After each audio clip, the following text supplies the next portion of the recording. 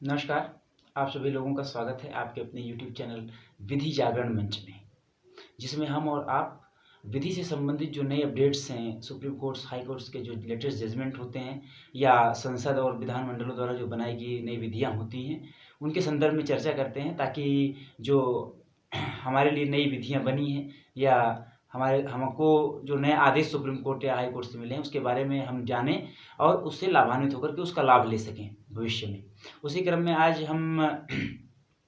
एक घरेलू हिंसा से संबंधित मामले में, जो कि आईपीसी की धारा 498 ए और दहेज प्रतिषेध अधिनियम की विभिन्न धाराओं से संदर्भित है, ऐसे मामले में जब इन धाराओं के अंतर्गत मुकदमा दर्ज हो जाए तो और दर्ज होने के बाद अगर जो पति पत्नी हैं या जिन दो पार्टियों के बीच में ऐसा विवाद हुआ है उनमें समझौता हो जाए तो फिर ऐसा क्या होगा, उसके आगे की क्या कार्रवाई होगी, इससे संदर्भ में जो सुप्रीम कोर्ट का विचार है उसके बारे में जानेंगे। इस केस का नाम दोस्तों है Vinod Kumar Sharma versus state of Uttar Pradesh. Note कर लें। हालांकि इस केस के फुल डिटेल मैं आपको डिस्क्रिप्शन में दे भी दूंगा, उसको आप वहां जाकर के पढ़ भी सकते हैं। और आइए चर्चा करते हैं, लेकिन इससे पहले आपसे निवेदन ये है कि अगर अभी तक आप चैनल पर नए हैं या अभी तक आपने चैनल को सब्सक्राइब नहीं किया है तो सब्सक्राइब करके बेल आइकन दबा लीजिए ताकि आने वाले वीडियोस की अपडेट सीधे आप तक पहुंचती रहे और आप इस विधि जागरण मंच परिवार का हिस्सा बने और सोसाइटी के जागरण में हमारा सहयोग करें। आइए वीडियो शुरू करते हैं। दोस्तों, दरअसल ये मामला था, जैसा कि मैंने आपको बताया, Vinod Kumar Sharma versus state of Uttar Pradesh का 2021 का। यह मामला भारतीय दंड संहिता यानी कि इंडियन पिनल कोड 1860 की धारा 498 ए और दहेज प्रतिषेध अधिनियम 1961 यानी कि 1961 की धारा 3 और 4 से संदर्भित यह मामला था, जिसमें दहेज को लेकर के प्रताड़ना की बात की गई थी एक महिला की, और उसके द्वारा ये शिकायत की गई थी कि उसके ससुराल वाले उसको दहेज को लेकर के प्रताड़ित करते हैं। उसके पति ने उसको मारा पीटा भी था, जिसको लेकर के 498 ए आईपीसी और दहेज प्रतिषेध अधिनियम की धारा 3 और 4 के अंतर्गत मुकदमा पंजीकृत किया गया था। और सेशन कोर्ट से जो पति पक्ष था यानी कि जो प्रतिपक्ष था उसके विरुद्ध जो है आदेश निर्गत कर दिया गया था। लेकिन इसके बाद आदेश निर्गत नहीं हुआ था, सुनवाई चल ही रही थी। लेकिन इसी बीच जो दोनों पक्षकार थे उनके मध्य समझौता हो जाता है और समझौता हो जाने के बाद वो हाई कोर्ट में ये अपील करते हैं कि हमारे मध्य समझौता हो गया है इलाहाबाद उच्च न्यायालय में, और इस आधार पर कि हमारे मध्य अब कोई विवाद नहीं रह गया है, आप इस मामले को यहीं रद्द कर दीजिए और हमें इस मामले को आगे नहीं चलाना है। लेकिन इलाहाबाद उच्च न्यायालय के माननीय न्यायाधीशों ने इस तथ्य को मानने से, तर्क को मानने से इनकार कर दिया। उन्होंने कहा कि अगर विवाद था और अब आपके बीच में समझौता हो गया है, जबकि मामला न्यायालय में है, प्रक्रिया में है, तो ऐसे स्थिति में आपके जो मामला है उसको रद्द नहीं किया जा सकता है। इस मामले का निर्णय होगा और जो निर्णय होगा, जो सजा होगी, उसको भुगतना पड़ेगा। और इससे व्यथित होकर के दोनों पक्षकार सुप्रीम कोर्ट में गए, जहां पर सुप्रीम कोर्ट ने सीधे सीधे ये वक्तव्य दिया कि जो भारत में हिंदू विवाह है वो एक पौराणिक प्रथा है, एक धार्मिक संरचना है, वह एक कॉन्ट्रैक्ट नहीं है, यह एक संस्कार है जिसमें पति पत्नी के मध्य 7 जन्मों का रिश्ता जुड़ता है। इसमें तमाम प्रकार के संस्कार होते हैं, तमाम प्रकार की क्रियाएं होती हैं, अग्नि के 7 फेरे होते हैं,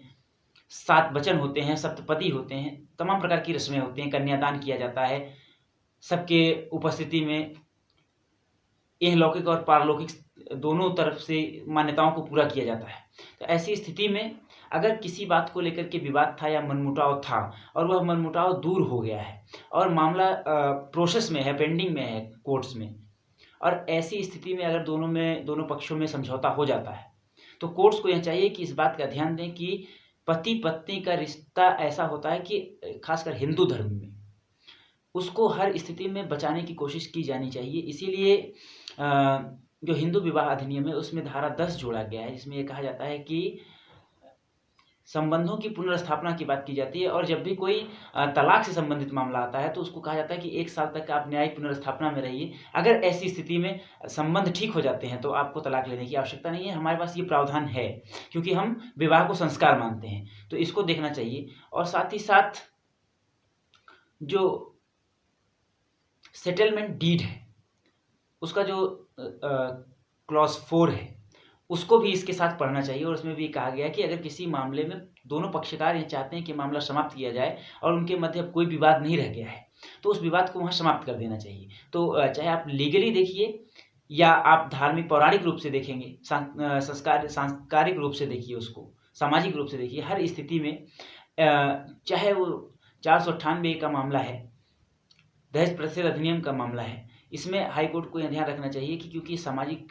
समरसता को लेकर के है, सामाजिक सुरक्षा को लेकर के है, एक दो परिवारों को उजड़ने से बचाने का ये मामला है। तो ऐसी स्थिति में 498A के मामले में अगर मामला प्रोसेस में है, उसके बाद भी दोनों पक्षकारों में समझौता हो जाता है, तो उस समझौते के आधार पर मामले की कार्रवाई वहीं स्थगित कर दी जाएगी और उन दोनों के रिश्ते को फिर से बहाल कर दिया जाएगा और इस मामले में कोई सुनवाई नहीं होगी और ना ही कोई निर्णय आएगा। ऐसा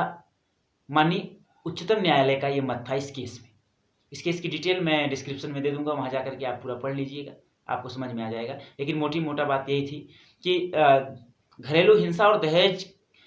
प्रताड़ना के मामले में अगर दोनों पक्षकारों में समझौता हो जाता है, 498A और दहेज प्रतिषेध अधिनियम की विभिन्न धाराओं में अगर मुकदमा दर्ज है और केस